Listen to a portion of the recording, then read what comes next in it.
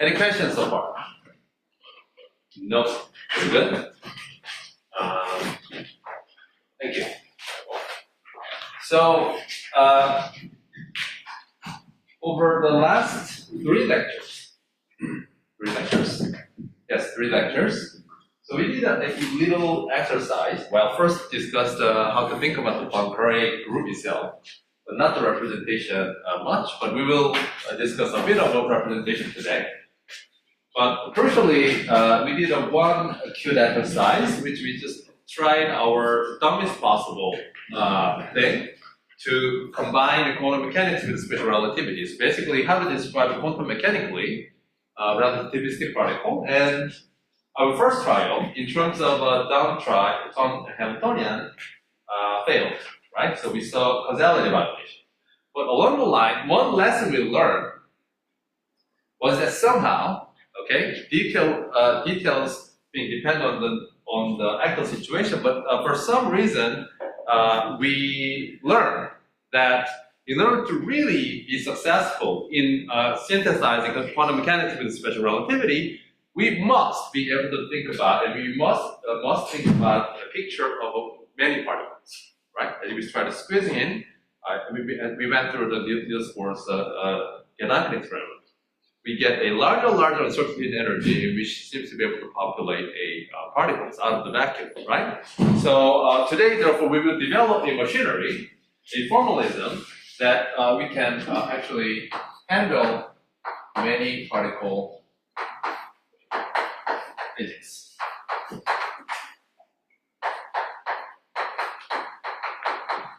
Okay, so you won't still see quantum field yet. Okay, you might say, man, are you going to see quantum field at all? Hopefully towards the end of the semester, at least. Well, I remember when I first took a quantum field theory, I won't tell who was Professor Sungwoo, because I'm not going to say something about it. So Professor wrote down a form of quantum field. You will see probably in the next lecture, you will see, I will actually write down the quantum field with the explicit form. And I remember, I walked up to him after the lecture, and I asked, why quantum field looks like this? That was my question. Why it looks like that? That looks to me like a random smoosh of symbols. Where did they come from? That was my question. And he was quite upset. Okay, and it was like, because. Okay, because. And it took a while for me to actually understand why the form takes the form. Okay, and one of the paths I'm taking for this course is that at least to spend some time explaining to you where they come from. Okay, and this is the second building block we did. So anyway. So we want to develop a basically machinery for the Hilbert space known as Fock space. This is 32, 1932.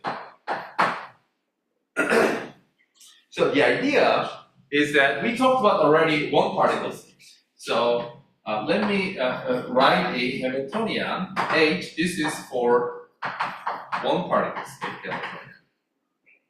One particle state Hamiltonian. And we already talked about it. Well, we say, okay, I want to have a machinery or language such that this is manifestly translational invariant. And the best choice for the basis in that case is to choose a momentum eigenstate, as we talked about. Right? Now, you know a little bit better, so my notation is going to be the following. So when I write this today, in the rest of the lecture, I basically mean that I'm talking about special relativistic theory. So I actually mean that p squared is equal to m squared. So there's a one constraint out of the four, but what that means is that this field should give me only 3 independent degrees of freedom. So I'll choose to use 3 momenta, okay? And I will just even write it as a p. And you understand that whenever you see p, I just literally mean this, okay? And in the context of non-relativistic quantum mechanics convention, this is a quick review. we even talked about how to normalize that in a physicist way. And then we also talked about completeness relations.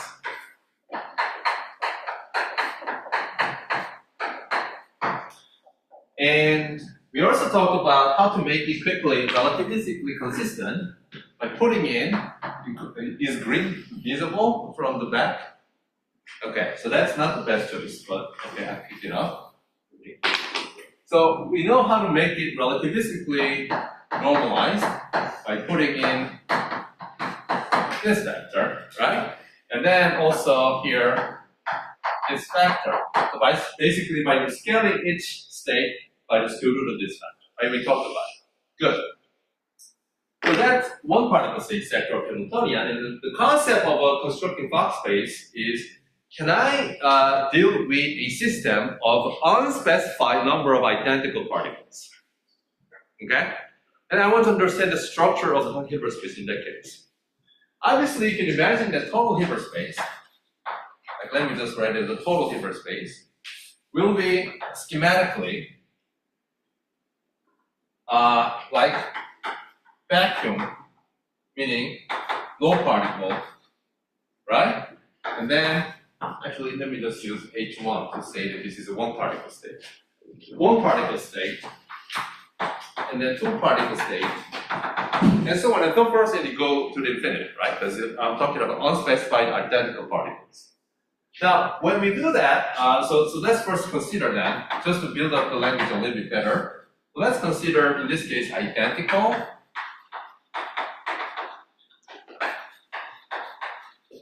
bosonic particle. So in particular, not to be fancy, I just gonna take a scalar particle. Scalar in the sense of a Lorentz scalar, meaning it doesn't carry any spin. We will develop full machinery with it eventually, but for now, you can just imagine literally a particle that doesn't have any sense of a spin at all. Okay? So just to illustrate this idea, let us take an example of this. Then one particle sector is clear. So here I'm going to be sloppy. I'm just gonna write like that. Okay? By which I mean this is a Hilbert space in the physicist sense. You take this as a basis vector, then this is the span of that. Okay? You have to worry about completion and then all this this mathematical aspect of it. But okay, I'm being sloppy. I'm just gonna write this. What about two particle center? Let's think about it. So let me write this as a span. If you wish, I can write a span in front of that. But P1, P2. How about that? So let me just write this. So imagining having two particles, one carrying the momentum P1, the other carrying momentum P2. Well, you can ask, what about the statistics? What's Einstein statistics? Einstein. Can we put that in correctly? Because I'm talking about identical bosonic particles, right? So in terms of that, the idea is that constructing whole Hilbert space, but using only one particle state. That's the idea of this Fock space. So we may try. What about this? Because this tells me that if I flip particle 1 to particle 2, I want to see plus sign in front, right? That is the Einstein statistics, right? And minus for the Fermion. So can I fulfill this construction or condition by saying that in terms of, once again, one particle state. This is tensor product state. And then I put plus sign here precisely for the reason, and then I can just put normalization such that this is normal. Okay, so that looks like reasonable, and then you can say that now so let me be careful. So listen up. I'm gonna use one particle, two particle, and so on. But first, eventually, if I want to have n particle state, I'm gonna write it as P1, P2, Pn. So that's general notation for n particle state in momentum space, okay? And then this particular construction in terms of a one particle state is a representation of this two particle state. Is that clear? This is a general notation for me, just n particle state. And then when you see this equality sign, I'm constructing two particle state using one particle state in the form of tensor product or with a certain combinatorics put it in to satisfy the statistics. Okay? So this is okay, this is good, and then you can check also normalization too. So P1, P2, Q1, Q2. Once you specify your representation, everything is induced once again if you have this data. Okay, everything else is completely fixed. So you work out. Whatever, you will see a bunch of delta functions probably. So we can check. Let me just schematically.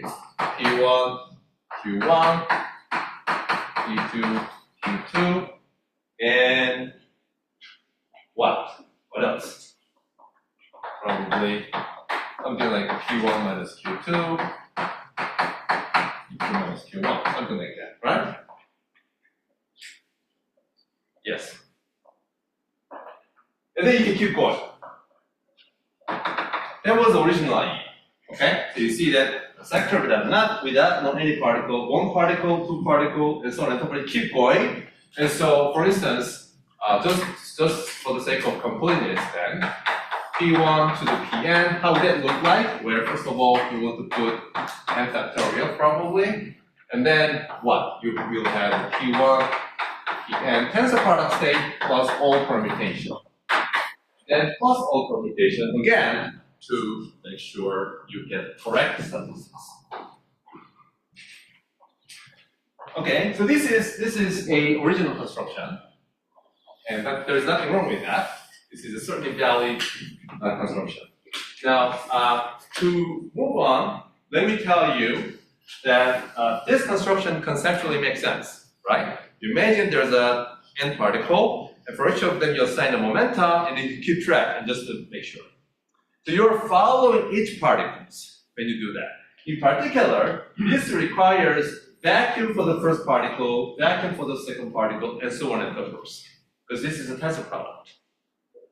Okay, so for instance, two particle sector, that looks like one particle Hilbert space tensor product with another one particle Hilbert space. So each of Hilbert space will have its own vacuum, and you're taking a tensor product and then excite each particle in each sector. That's what you're doing here.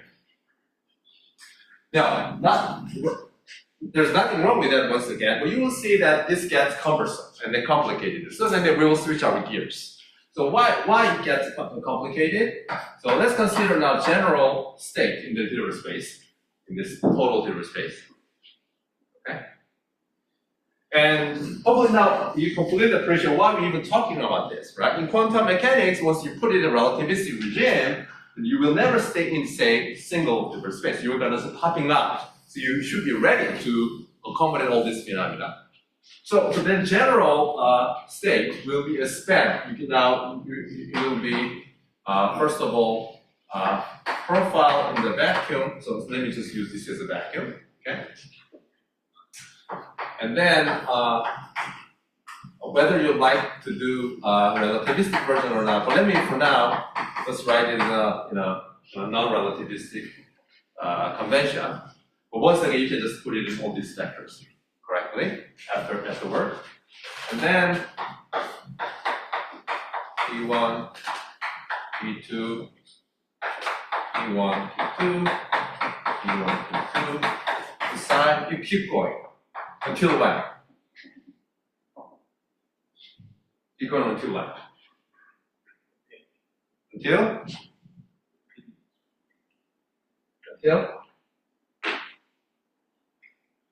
We can end our lecture today like here. Answer me. Until when? Infinity. You never end, right? Because you never know. And so this will be like one particle wave function, right?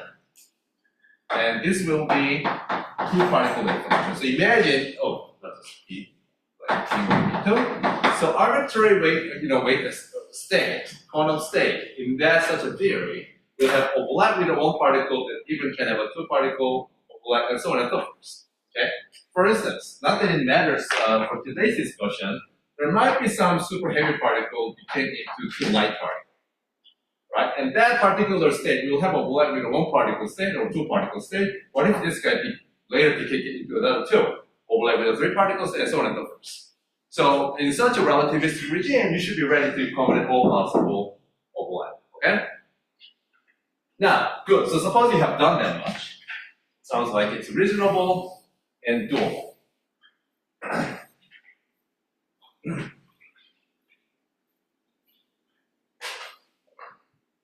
Then you say, okay, now the next thing I learned what to do is to check this. Say, okay, I can do that, no problem. So let's see. So you have to do this, and then you have to overlay.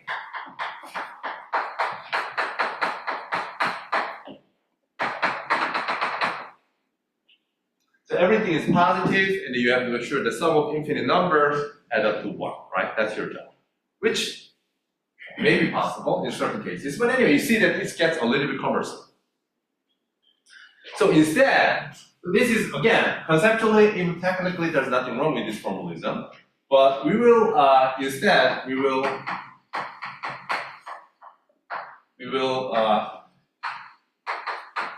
construct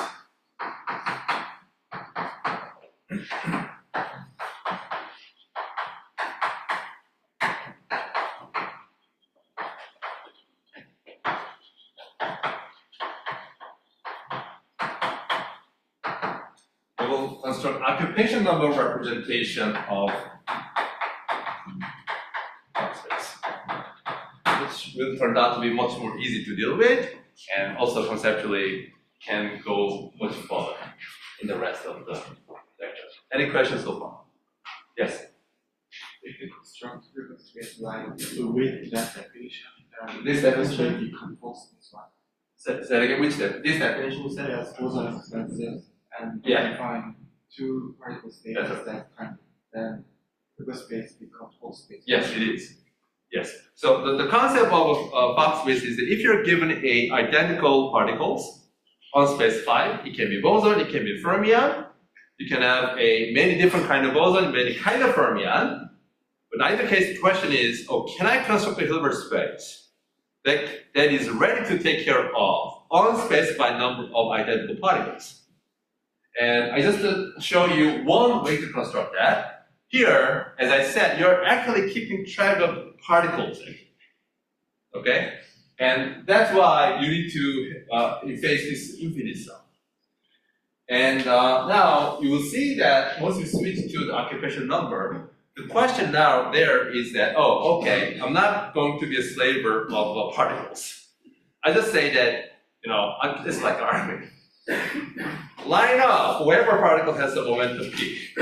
Okay, I'm not going to follow you. You follow me. So next line up whoever has a momentum Q. I count number of that. Done. Okay. So we will organize entire Hilbert space in terms of who has momentum this, who has momentum this. This still requires infinite sum, but I just need to keep track of a single time the possible momentum configuration and just count the number of excitations.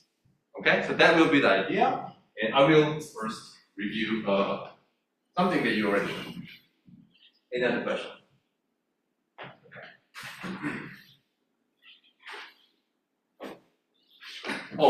By the way, in our first class, I announced that again, audit is perfectly good, so welcome. But if you missed the first lecture and you're auditing it, you can contact our TA, Young-ho, sitting in the back, and then you can be added to the KLMS website, okay? Because we're going to use that, and then we send out announcement and the homework assignment and so on and so forth. Okay? So if you're new, please email Young-ho so that you can be in the system.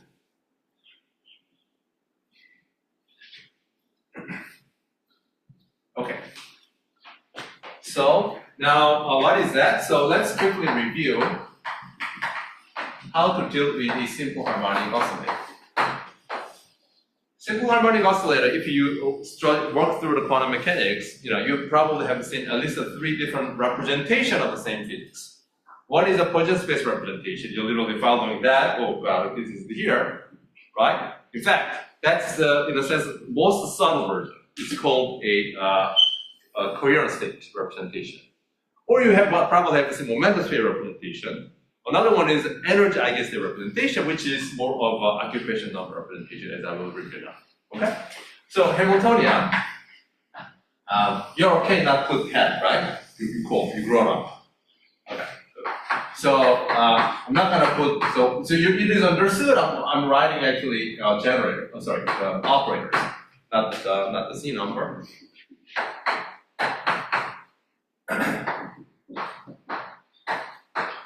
Okay, here is our Hamiltonian. Okay, there is a momentum, non-relativistic particle, kinetic term, and then there's this potential x squared.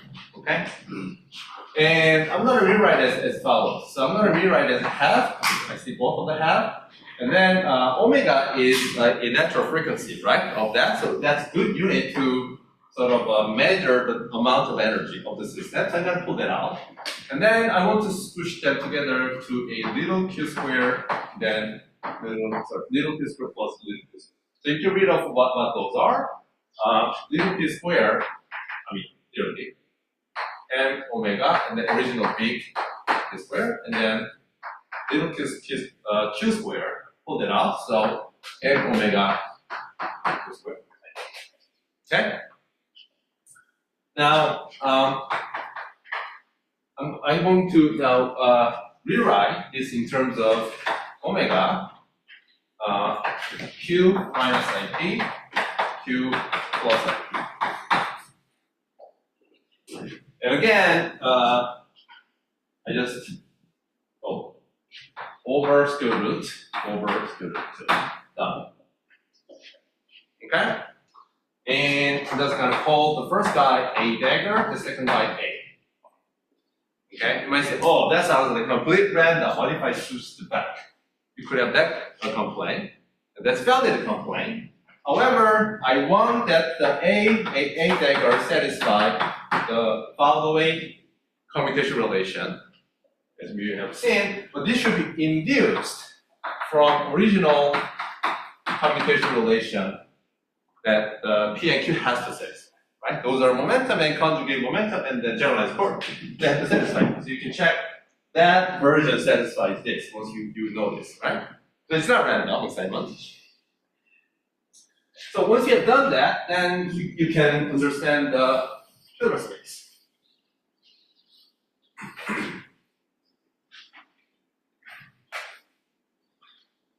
So since that's meant to be just a quick review, obviously now you know that that thing is nothing but number operator, counting the number of excitations, and then you can also check that now each A and A dagger satisfy plus omega A dagger. You can check the computation A minus omega A. Right? 1/2, where? I just got rid of 1/2 by observing this. Sorry, say it again. You can check these two, because you have two versions, there's a two commutator add up to 1. There's a half and half add up to 1. You're complaining original Hamiltonian must have about this.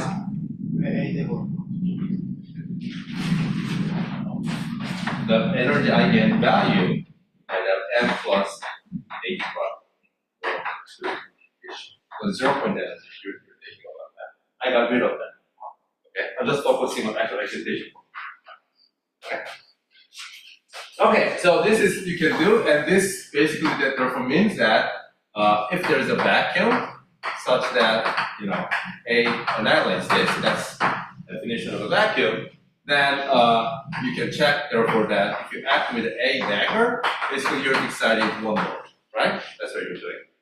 Or more generally, if you had a state E such that it had a energy E with the Hamiltonian, then that commutation relation therefore shows that A dagger E by not measuring the energy of that state using the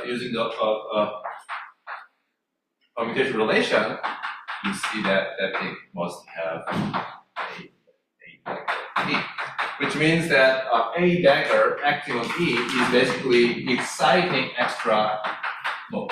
Right? That's what it is. Okay? And similarly, if you instead of do this, you know that you're actually moving. Right? That's what we have done.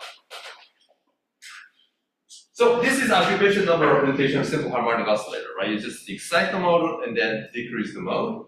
And you know how to even talk about normalizations of them, which I will do it anyway, so let me skip it. But at least let me mention one thing quickly. So in this system, energy is bounded from below. There's several ways of seeing that. One way to see why energy is bounded from below is if you just imagine classical picture, right? It does this, right? And then there's a potential energy bottom, and there's a kinetic energy at the bottom of it. That's energy, and you cannot go below than that, right? Another way of checking in this representation, how do I see that the spectrum, energy spectrum, is bounded from below? We can also see that. So let's just energy being bounded from below. How do you see that? So for that, let's look at this. So let's just look at the energy eigen expectation value of energy measured by this, and this is omega number operator, or omega A delta A. So the first thing you can do is literally just look at it. So that's E times the magnitude of the vector, and this is positive equal to 0. Unless yes, this is positive, so I don't have to look at the 0. On the other hand, I can use this flag, and so that tells me that omega, I just pull that out, E A dagger A E, right? And again, we realize that this is a square of a vector, which has to be positive, unless this is a vacuum state. So let's say that we're looking at something which is not vacuum state. And here, we set up the game, right, starting from the classical picture and then quantizing it such that this natural frequency is positive, okay? So therefore, any energy eigenvalue or expectation value has to be bounded from below. In this case, it's strictly positive, okay? And then you just accept extra one. So that's how we deal with a simple harmonic oscillator. And please don't lose the track. So we were trying to say that, okay, we need now Fock space to deal with a relativistic limit of the quantum mechanics. One version of the representation is cumbersome and complicated. So let's build up a occupation number representation of the Fock space. That's what we want to do, and then that's how I introduce this. Or rather, introducing is just reviewing this lecture. So we're going to do this is the same thing. How?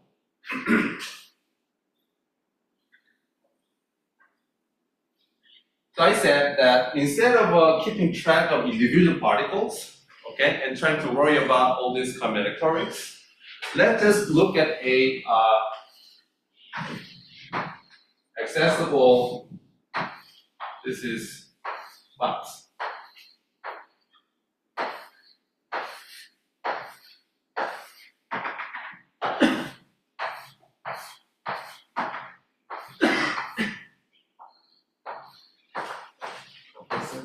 Yes?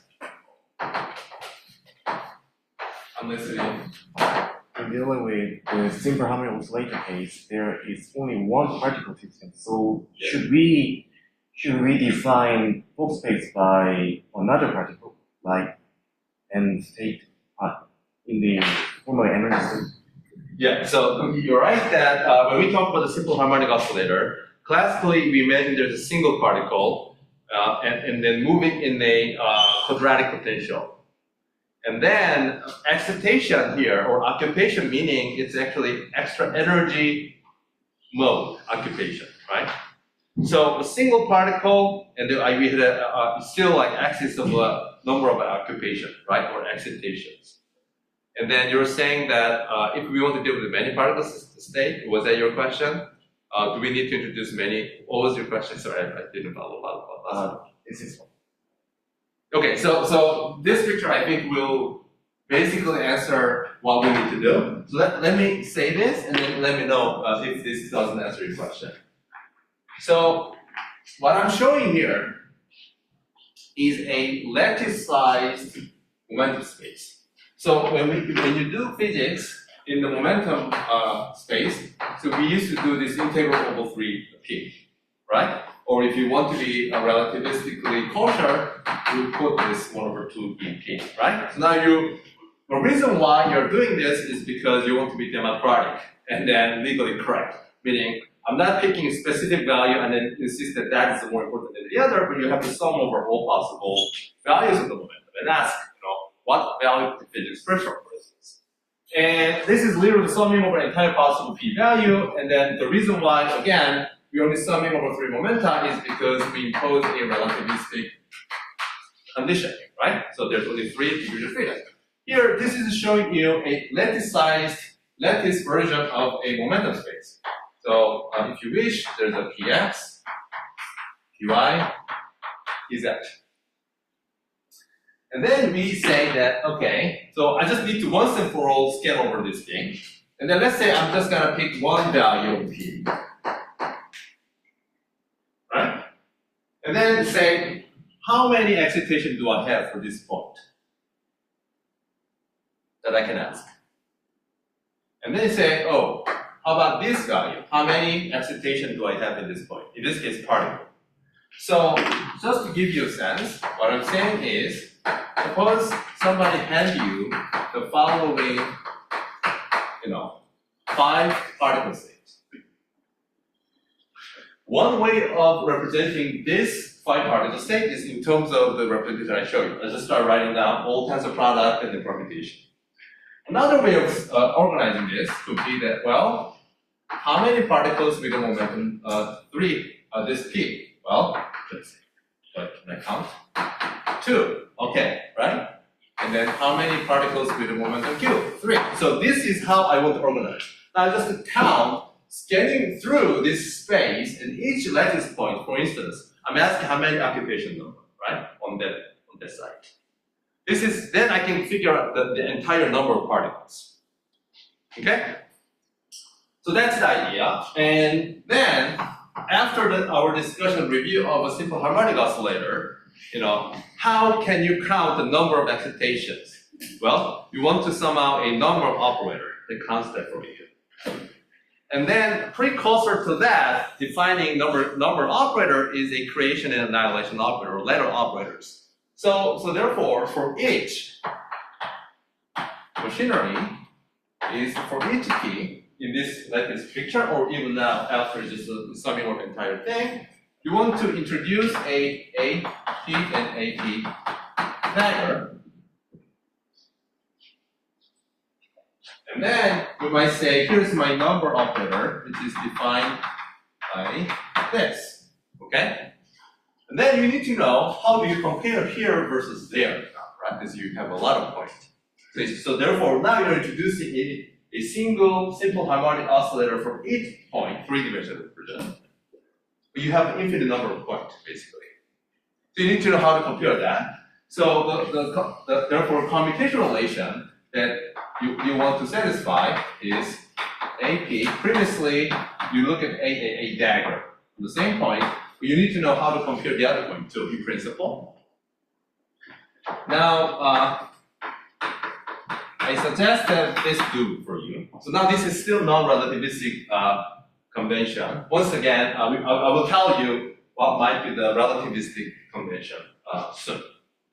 Yes? Are we dealing with just Very good. So still I'm talking about bosonic identical particles, and that's why you see this commutator, and you'll see why soon, okay? But for fermionic particle, there's also equally a simple way to address that, basically replacing this with anti-commutator. Okay? Good. And then you keep doing it. So AP, AQ, dagger, oh no, not there. Without that, and then A dagger P, Q, we demand that to be 0. In fact, this is what achieves Gauge-Einstein statistics. Because that means that if I have A, they all commute. So therefore, if you excite the one guy here and there, which is exactly the same as exciting that way. So that commutator structure, satisfied by all these daggers together or annihilation operators together, this is therefore manifestation of correct bosonic statistics. Okay, so then what we want to be able to do it is that by summing over entire point, can I now measure the momentum of the whole system? Can I measure the energy of the whole system? Right? So now if somebody throw in, here is n particle, and I tell you the momentum distribution, okay? Tell me your formalism, how to measure total momentum and the energy of the system.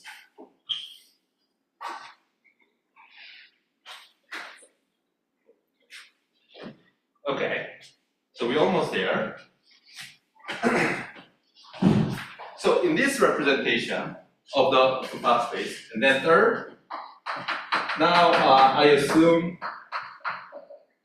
a single unique vacuum, which I can know that is. Okay, so let's be clear. In the previous representation, since I constructed a Hilbert space as a tensor product, right? Direct sum of tensor product, like a vacuum, one particle, two particle, direct sum, but each of them is a tensor product of one particle Hilbert space. So I needed to introduce a vacuum for each of those one particles Hilbert space, right? And then tensor product. Here I'm introducing a single unique vacuum, first of all, such that AP acting on the vacuum is 0 for entire AP, right? What that means basically is that this represents absolutely 0 excitation state, right? That's what it means. But also, I said that it is a unique vacuum. So what does that mean?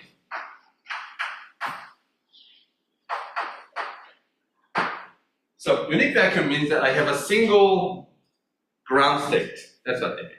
In principle and in general, interestingly, in quantum field theory, you will encounter not just unique vacuum, but what is called versus. I'm not going to go into detail in this for now. Rather, there is a degenerate vacuum.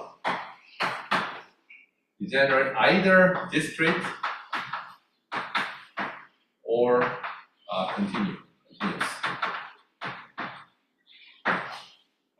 So you can imagine a world where I had a one vacuum point, another vacuum point, they have the exact same minimum energy, right? It's possible. Or even you can imagine that there's a continuum stream of vacua which have the exact same energy. This happens, and let me just say in words without writing it, you get this degenerate vacua structure once your quantum theory has a unbroken symmetry, in particular global symmetry. So you get a discrete degenerate vacua if your theory has a unbroken discrete global symmetries, or you get a continuous one if you have a global continuous symmetry. So when I say therefore that, I'm just going to assume, for simplicity of the discussion, that I would assume unique vacuum, meaning I just don't want to worry about those aspects as yet, okay? But we will discuss eventually how to deal with the symmetries and so on. And then third, regarding the vacuum, I want that I want to have a Lorentz, or more properly Poincaré, Lorentz invariant vacuum. So what that means is that if I take a arbitrary Poincaré unitary operator implementing Poincaré transformation, acting on this vacuum, I want that to be lead the vacuum invariant. You can ask, what if you don't? Can we do that? In principle, you can do that. And so if you have a symmetry transformation acting on the vacuum that does not lead the vacuum invariant, we say that you don't have to know now, but anyway, I'm just telling you, okay? So once again, let me say that if you have a symmetric transformation, in this case, I've taken an example of a Poincaré transformation, but if you have another symmetric transformation acting with a vacuum that doesn't leave the vacuum invariant, that phenomena is known as the spontaneous symmetry breaking, and it gives you a lot of interesting phenomena. Okay, a lot of physics, you know, superconductivity, Higgs mechanism, okay, ghost of boson, pions, all of that is completely related to that phenomena. But here I'm assume that our vacuum is the Lorentz invariant or Poincaré invariant. In particular, in a fancy way now, Poincaré symmetry is not spontaneously broken in the universe we live in. That's what I'm assuming. Okay, but that's just technical assumptions. Okay.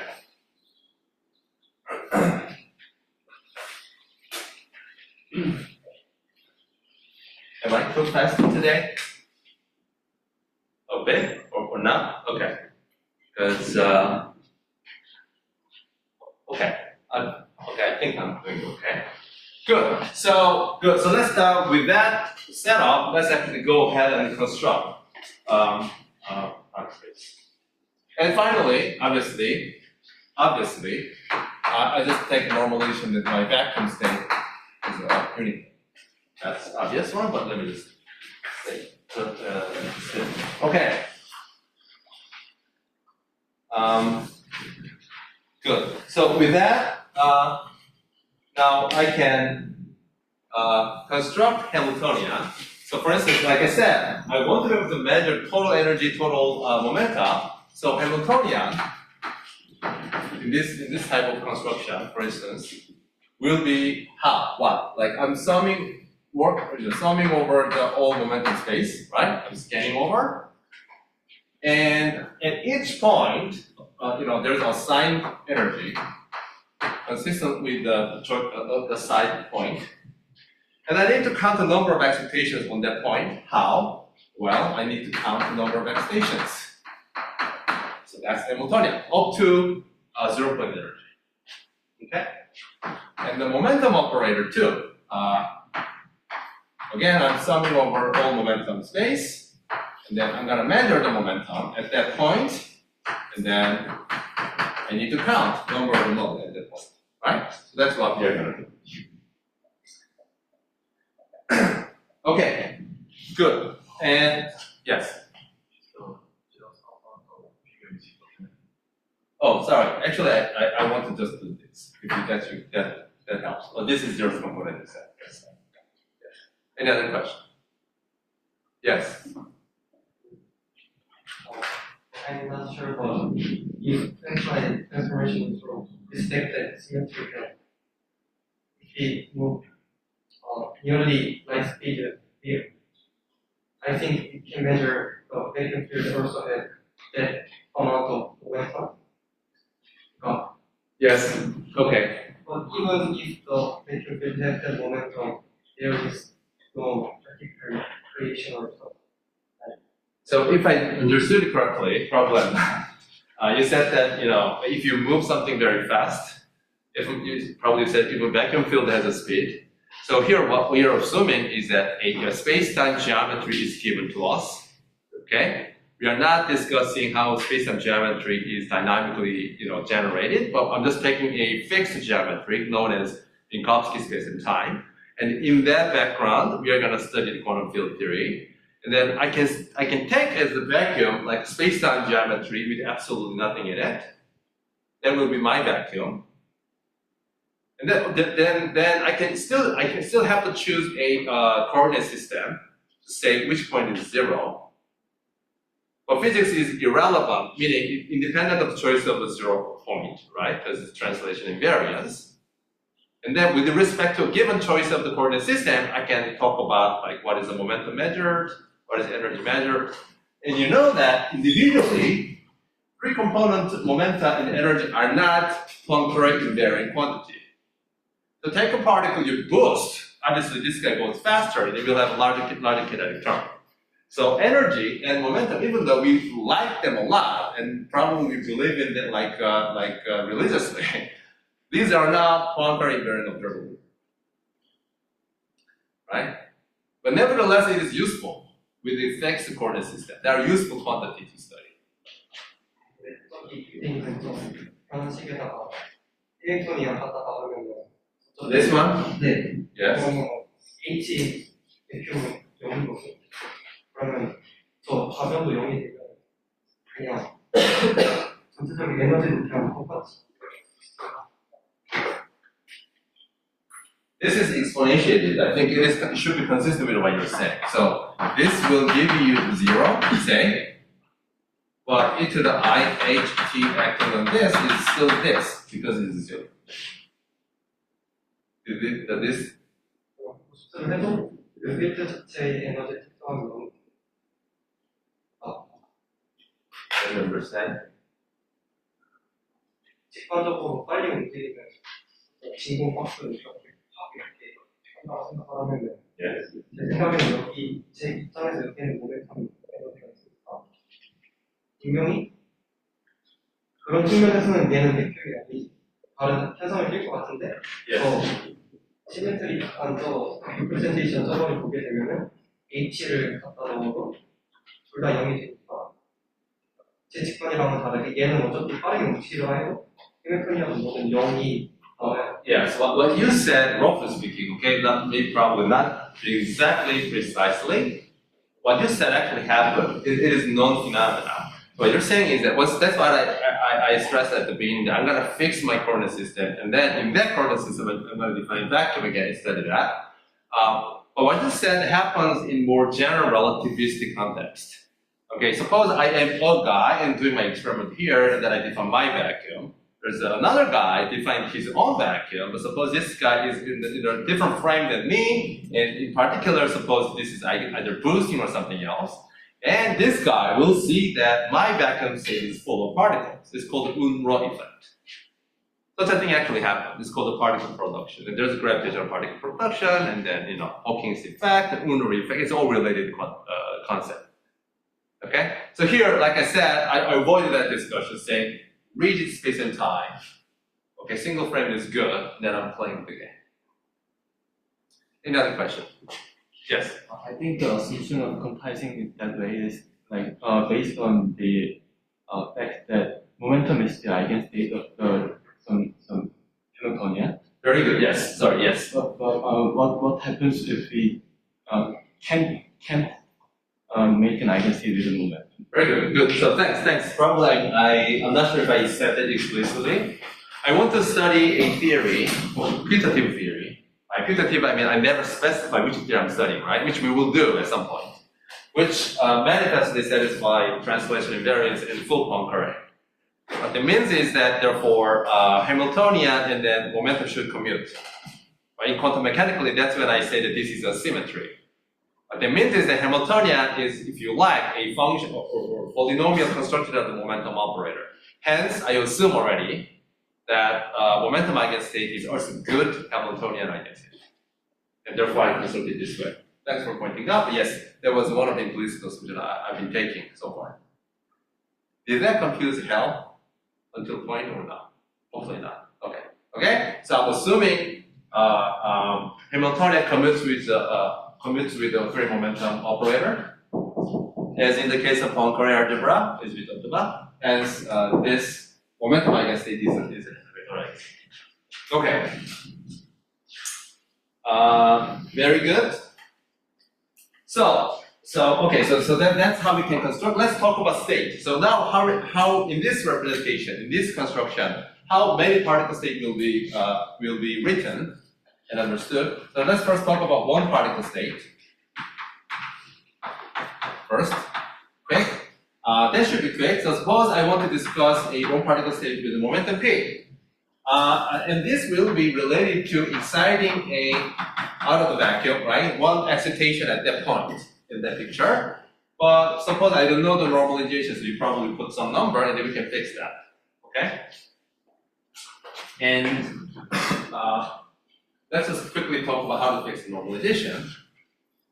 But before I do that technical exercise, let me just tell you the concept first. Okay, then two particle state. So if I have a P1, P2, up to normalization once again. So let me just proceed to for a second. Then, out of the vacuum, I can just excite P1, P2, acting on the vacuum. right? And now, because of the fact that every P, let me even draw vector notation, again, like I already said, it doesn't matter which order I have to. So unlike in the previous representation that I actually have to add the chain of permutations, I don't even have to, right? This is automatically satisfying that. And we can immediately go arbitrary representations. AP1, dagger, AP2, dagger, AP dagger, so that works. Okay. So with that understood, so now let's just talk about normalization, which turns out to be enough to only just look at the one particles. So I'm going to tell you two different normalization schemes. So here, I'm going to first tell you non-relativistic version, and then we can quickly construct the relativistic version again by rescaling stuff. So in non-relativistic case, as we talked about, we're going to normalize that just by this. There we go. So let me take this picture, right? So this is how I construct my Fock space. So let me just check that. So that's number one. We are using normalization, but in this relation, I get C1 squared vacuum A P A Q dagger vacuum, right? That's what we have.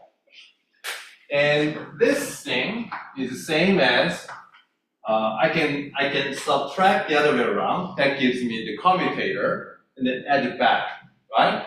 And that's the almost like normal operator looking stuff. Okay, so that will give me in the normalization where I use AP.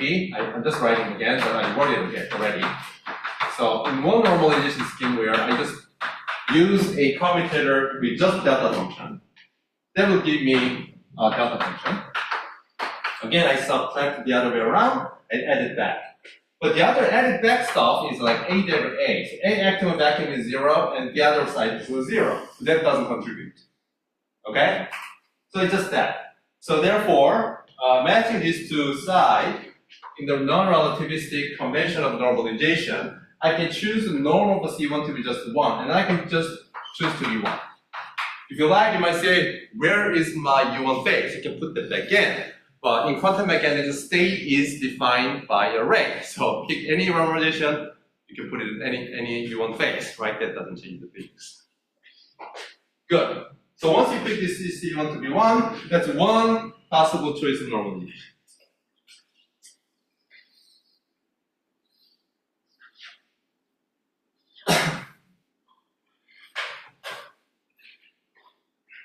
Okay? So then, in that normalization, your state, here, your state P is just 1 times that. So it's simple to remember, right?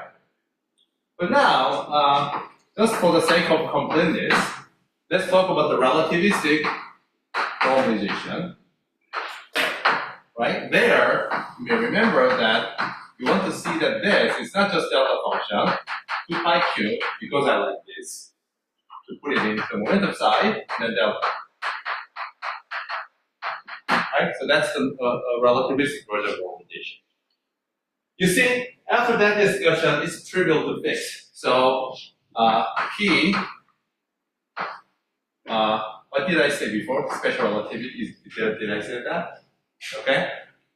Is basically square root of that factor attached to that. So I can just do 2 pi 3 half 2 square root AP factor of the vector, right? So that will do the job.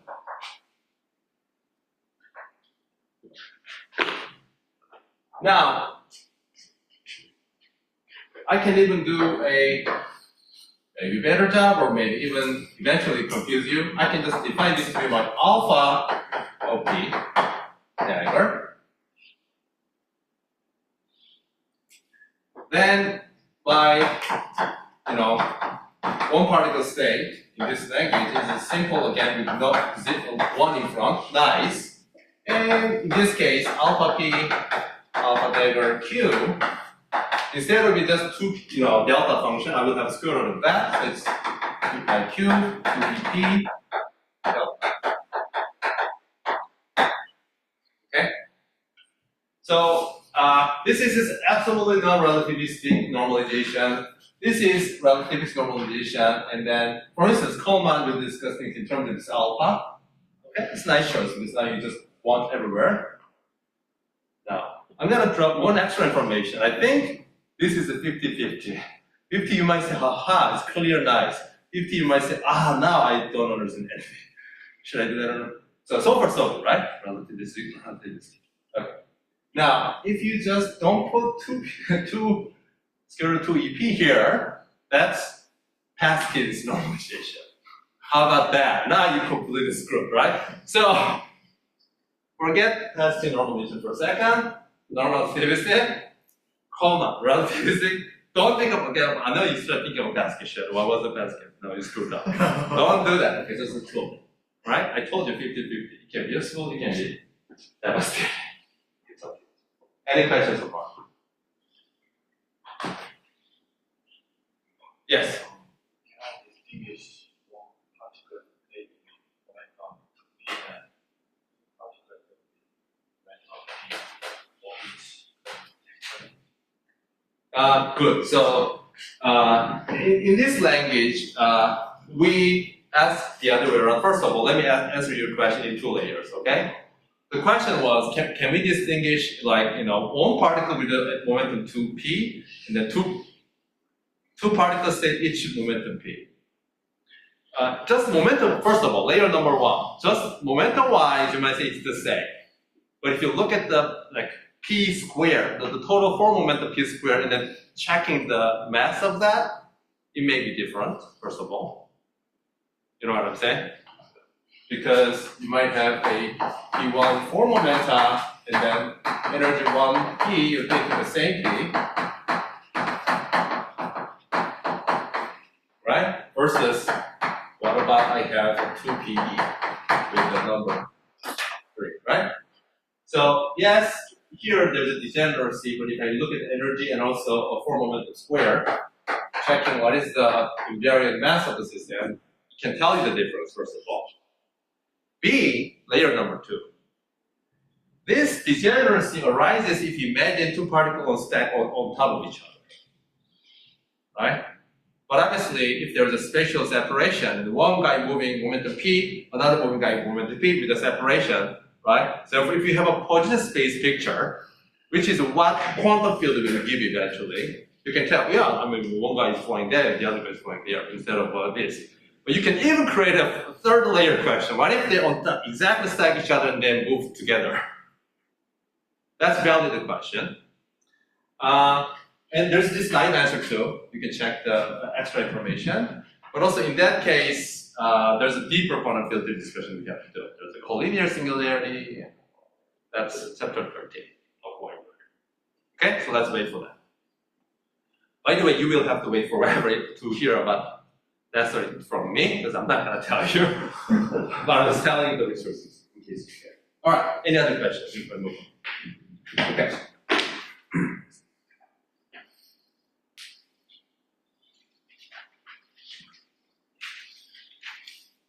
And should I drop another?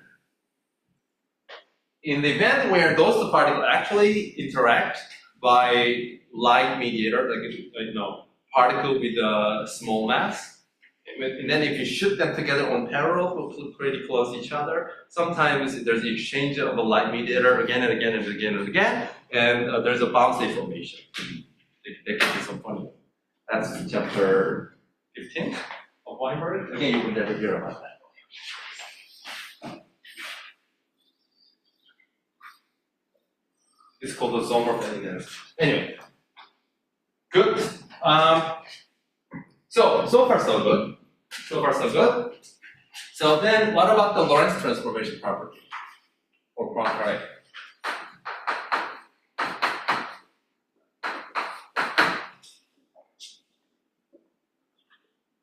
O2, correct? Yes.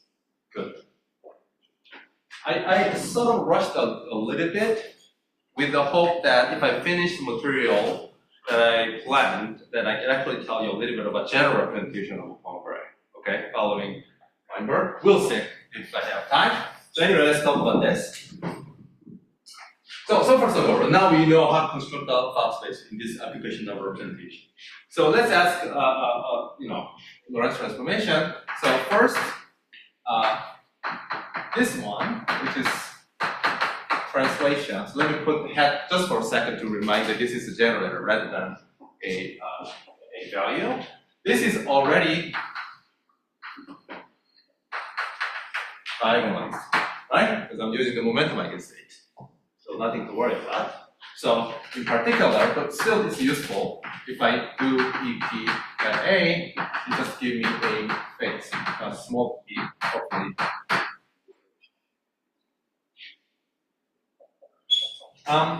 Let's already talk about how now creation annihilation operator has to transform. Can I read off the transformation of a creation annihilation operator from this data, right? So, which you should be able to. Let's just keep writing. PA, and what was that? That was alpha P dagger acting in the back, right? So let me just use Coleman. Okay.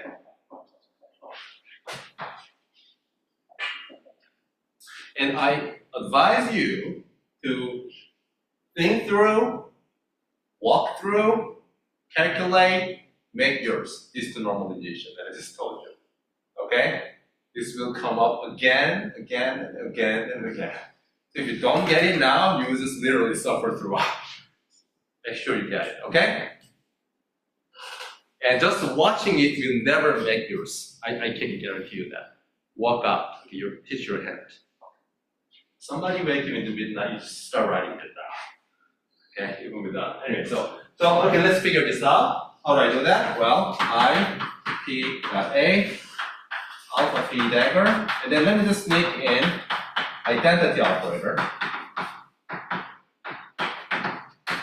F in the vacuum, right? Good.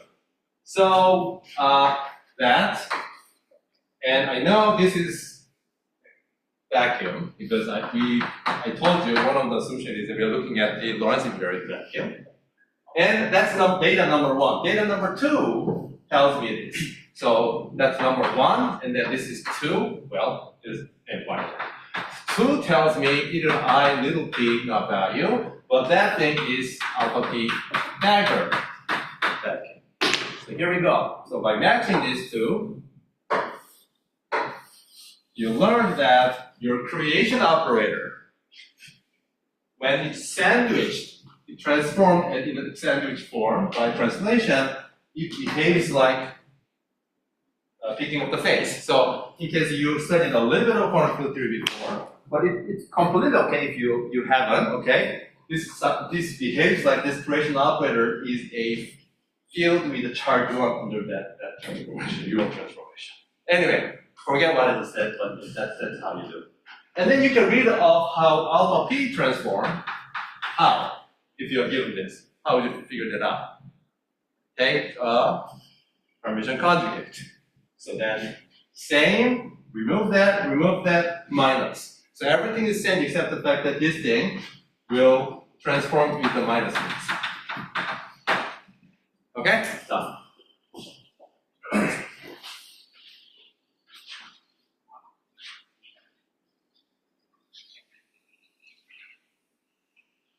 Okay, what about the Lorentz transformation? So let's first figure that out. Now let's look at the U of lambda. By U of lambda, I mean U of lambda 0, right? That's what I mean in the Poincaré picture, Poincaré way. If I'm acting on the P, and suppose we're talking about scalar particle. Okay? So if it is a spin particle, like if it is either fermion, again, if you haven't heard, don't worry, we will get there.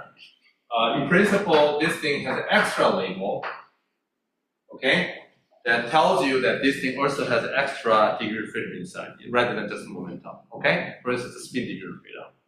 So far I've been just focusing on the scalar, in case you remember that I said it at the beginning. And then what you expect to happen here is that you had a momentum p and you just did a rotation by lambda. By rotation I mean either literally spatial rotation or even boost. So you expect that it should be a lambda p. And then you can ask what happened here, and that was the part that I was hoping to be able to discuss after this. OA, very good. So anyway, let's just use this data and see if we can figure out how creation operator for scalar has to transform under the Lorentz. So let's just work it out. That's again 2, 1. Do I want to be consistent or not? No, I screwed up. So 1. That's how I know state has to transform. So I'm going to continuously writing here u lambda. I'm going to write this as an alpha dagger acting on it. And then I'm going to sandwich this. This is 1. And then vacuum. So that I know. And this I know. Right? And that one tells me that I should use a creation operator but momentum lambda times p acting on the vacuum. So boom. So that's how this thing transforms. Okay? Good. Any question?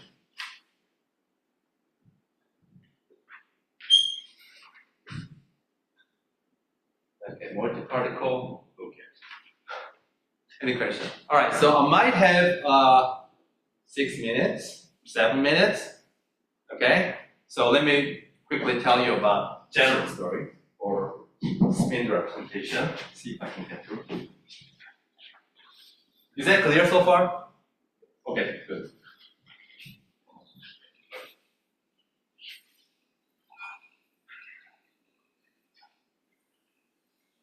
So what I'm going to tell you is a representation of a Poincaré symmetry on a quantum state, not a quantum field yet, okay? So we will have to take another time to discuss representation of Poincaré symmetry on the quantum field. That's later.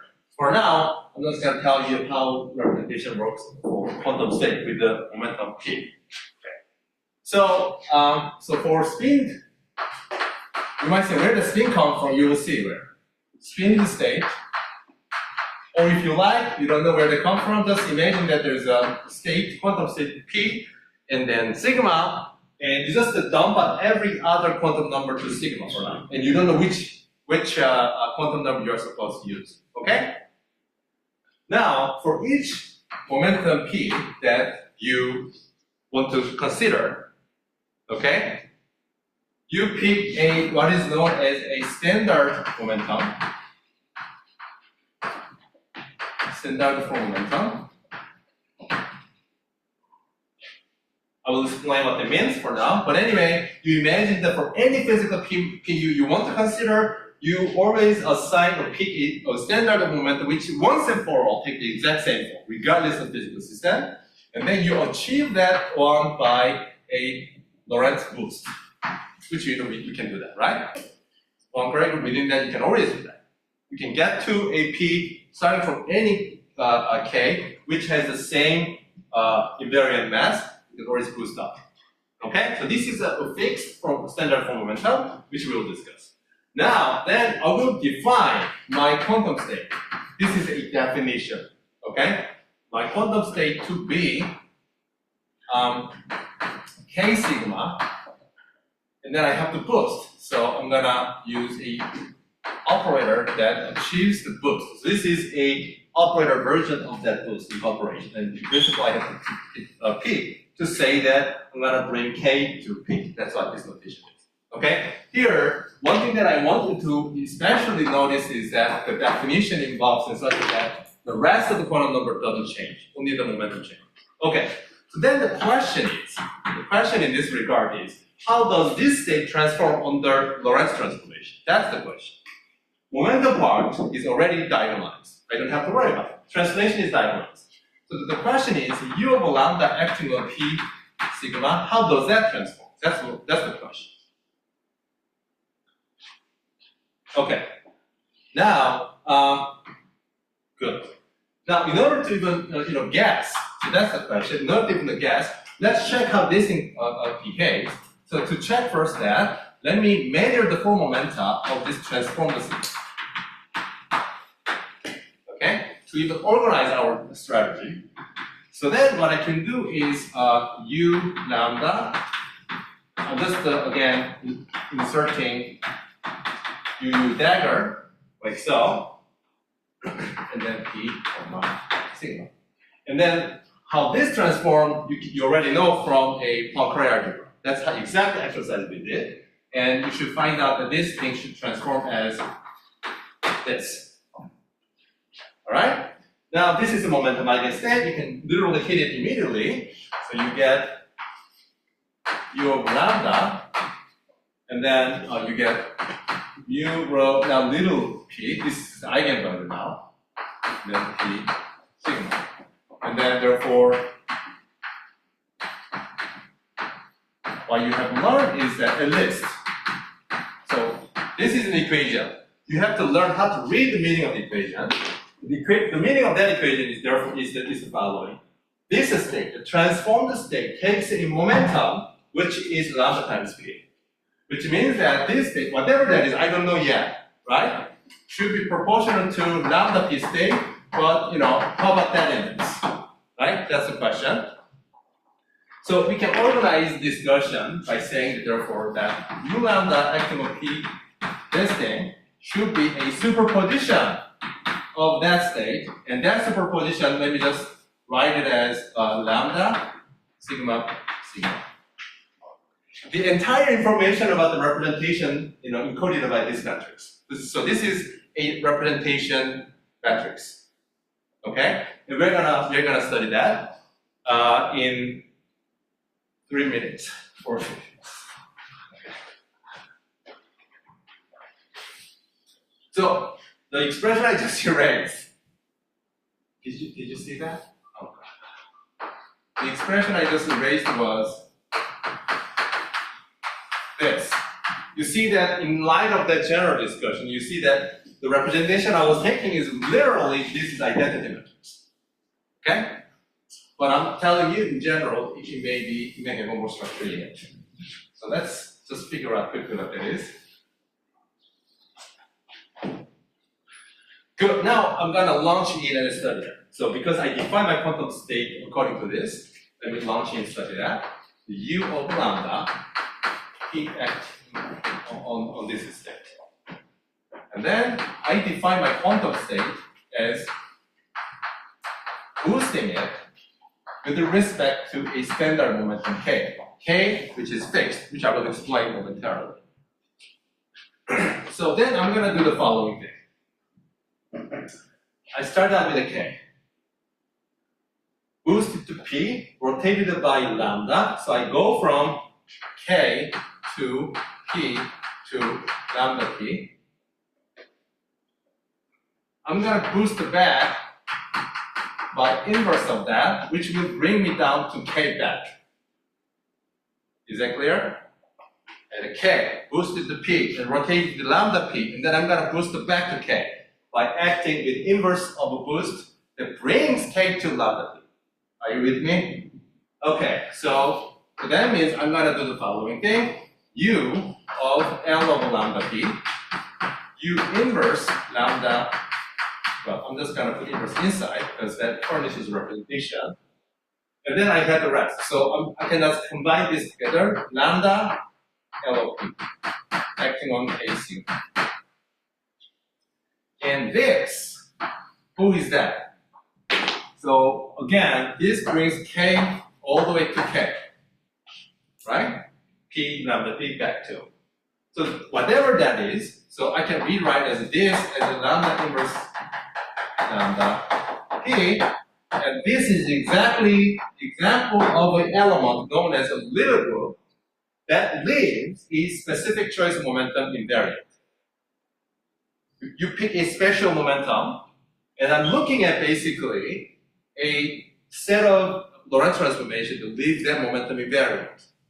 So for instance, if I have a stick like that, what are the choices of rotation to leave the stick invariant? Well, just the rotation along this, right? It doesn't change that at all. If you rotate that way, obviously it changes that.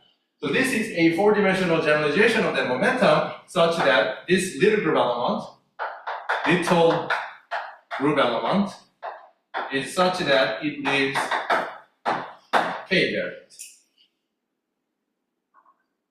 3 more minutes. I start seeing ganglions outside. Almost there.